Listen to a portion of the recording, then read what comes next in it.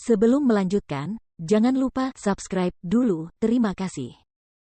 Bab 362, toko mainan paling mewah. 200 juta dolar. Dengan kalung itu saja, Jordan benar-benar bisa mendominasi DC. Selain kalung itu, ada juga banyak barang mahal, yang masing-masing sangat berharga. Jordan juga menemukan boneka beruang menggemaskan yang mengenakan kemeja dengan logo LV, yang langsung menarik perhatiannya. Jordan memainkannya dengan hati-hati, lalu bergumam pada dirinya sendiri. Ini seharusnya menjadi boneka beruang termahal di dunia, yang diproduksi melalui kerja sama antara perusahaan Jerman, Steiff, dan Louis Vuitton. Perusahaan Jerman, Steiff, merupakan satu-satunya produsen boneka beruang mewah di dunia, yang harganya sangat mahal tiap boneka. Selain itu, boneka beruang itu diproduksi bekerja sama dengan Louis Vuitton, sehingga harganya pun melambung tinggi. Beruang itu sekarang bernilai sekitar 2,2 juta dolar. Jordan langsung menyukainya, dan dia berkata sambil tersenyum, besok aku akan memberikan ini pada Chloe. Dia pasti akan menyukainya. Jordan merasa sangat bersalah karena menyuruh Chloe membayar ongkos taksinya sebesar 3 dolar pagi ini. Seorang ayah seharusnya memberikan yang terbaik untuk putrinya. Selain itu, ada juga banyak kartu. Jordan meliriknya sekilas dan melihat bahwa itu adalah kartu anggota Gold. Kartu High Plus P dengan level paling bergengsi, untuk banyak mal kelas atas dan merek desainer. Dengan kartu tersebut, Jordan akan dapat memasuki tempat dan acara mewah manapun di DC sesuka hatinya. Pada saat itu, Jordan keluar rumah untuk melihat, tetapi mendapati Anna dan Dan sudah pingsan. Oleh karena itu, ia kembali ke rumah, mengambil kantong plastik acak, dan menyimpan barang-barang tersebut di dalamnya. Dia kemudian menutup kembali brankasnya dan meninggalkan rumah. Ia kembali ke pusat perbelanjaan JFS, tempat ia menyembunyikan semua perhiasan dan barang berharga. Karena jumlahnya terlalu banyak, ia tidak bisa menyimpan semuanya sendiri. Dia hanya mengambil kartu-kartu yang bisa muat di dompetnya, serta boneka beruang yang ingin diberikannya pada Chloe besok, dan menyembunyikan sisanya di loker yang dijaga dengan kode sandi di mal itu. Keesokan paginya, Jordan, yang bertugas pada shift malam, mandi dan berganti pakaian baru sebelum memanggil taksi ke rumah Lauren dengan tas berisi boneka beruang. Ketuk-ketuk. Jordan mengetuk pintu. Karena saat itu sudah pukul 7 pagi, Jordan mengira Lauren dan Chloe masih tidur. Ia sengaja datang ke sana pagi-pagi sekali. Felicia segera membuka pintu. Ia berkata sambil tersenyum, Tuan Stelle. Jordan bertanya sambil tersenyum, Chloe belum bangun dari tempat tidur, kan?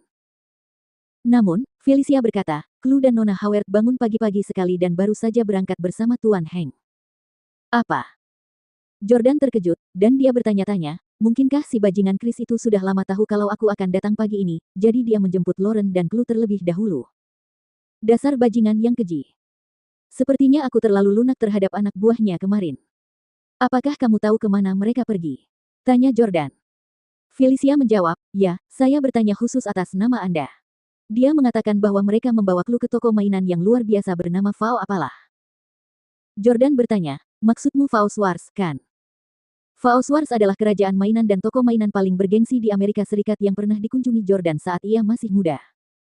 Saya tidak menyangka akan ada Vaux Wars di DC. Tempat ini pasti sangat populer di kalangan anak-anak, seperti Disneyland. Tidak diragukan lagi, itu adalah surga bagi anak-anak dari keluarga kaya. Keluarga biasa tidak akan mampu membawa anak-anak mereka ke sana. Felicia langsung menjawab, ya, itu namanya. Anda benar-benar berpengetahuan luas, Tuan Stelle. Saya sangat bodoh. Saya bahkan tidak akan mengingat nama itu jika Anda memberitahu saya lagi. Jordan tak kuasa menahan diri untuk menepuk-nepuk kepala Felicia dan berkata, kamu sudah sangat pintar. Terima kasih Felicia, lanjutkan saja pekerjaanmu. Aku akan mencari mereka. Ya, selamat tinggal, Tuan Stelle. Selamat tinggal. Jordan melambaikan tangan pada Felicia sebelum memanggil taksi. Tolong antar saya ke World Trade City. Mobil itu berangsur-angsur pergi dan seorang pria yang bersembunyi di sudut gang diam-diam menjulurkan kepalanya sebelum menelepon. Tuan Hank, Jordan Stelle memang pergi ke tempat Nona Howard pagi-pagi sekali. Dia sudah tahu bahwa Anda membawa anak itu ke toko mainan dan memanggil taksi ke sana. Haruskah kita mengirim seseorang untuk menghentikannya? Di ujung telepon, Chris tertawa dan berkata, dia hanya orang miskin yang tidak bisa berbuat apa-apa meskipun dia datang. Dia tidak akan bisa masuk ke toko Vaux Wars. Dalam waktu singkat, Jordan tiba di pintu masuk toko Vaux Wars seluas 2.600 meter persegi. Begitu ia berdiri di depan pintu, Jordan bisa merasakan kemewahan di dalamnya. Tidak heran jika itu adalah mainan Hermes.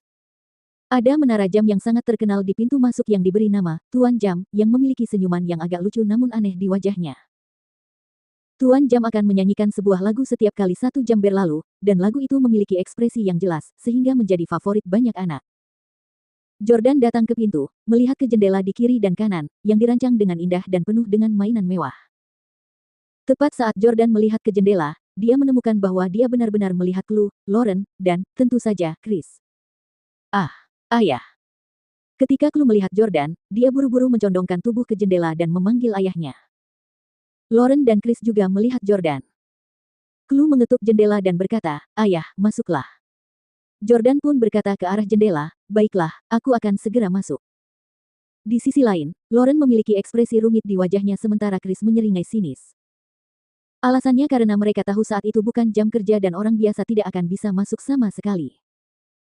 Jordan baru saja hendak masuk ke pintu ketika seorang staf perempuan tiba-tiba datang dan berkata, "Maaf, Pak, tapi kami baru buka pukul 10.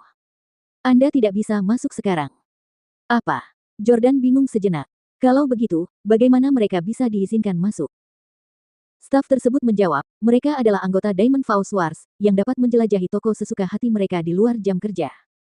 Anda perlu mengeluarkan uang sebesar $800.000 atau lebih untuk memperoleh hak istimewa keanggotaan tersebut. Saat itu, Lauren dan Chris sama-sama menyaksikan kejadian ini melalui jendela. Chris sama sekali tidak bisa menahan kegembiraannya. Haha, dasar bodoh. Hanya anggota level Diamond yang diizinkan masuk sebelum jam 10 pagi. Kau bahkan tidak tahu itu dan kau terburu-buru ke sini. Dasar tolol. Bahkan Lauren tidak memiliki member High Plus P Diamond. Member High Plus P-nya hanya pada level Gold. Dia berkata, "Chris, bisakah kamu menggunakan anggota Diamond High Plus P milikmu untuk mendatangkan Jordan?" Chris langsung menunjukkan keengganannya. Untuk apa? Semua barang di sini mahal sekali. Dia tidak akan mampu membeli apapun di sini. Lauren mengatupkan bibirnya rapat-rapat. Ia tahu bahwa semua mainan di sini sangat mahal, dengan masing-masing harganya bisa mencapai beberapa ribu dolar. Jordan sama sekali tidak akan mampu membelinya. Dia menganggap harga diri Jordan akan semakin terluka jika dia datang. Bagaimanapun, Jordan adalah ayah Chloe, dan dia bergegas ke sini untuk menemui putrinya. Akan terlalu kejam untuk membuatnya menunggu di luar. Lagi pula, saat itu baru pukul 7 pagi dan mereka pastinya tidak akan tinggal di toko sampai pukul 10 pagi. Baiklah, Lauren, berhentilah menatapnya. Ayo kita ke sana dan pilih beberapa mainan untuk Chloe. Jika dia tidak bisa masuk, dia akan pergi sendiri. Chris menarik Lauren dan menariknya masuk. Pada saat ini, dia melihat ke arah staf wanita dan bertanya, seperti apa sebenarnya kartu anggota Diamond High Plus P VAO? Hah? Staf perempuan itu bingung.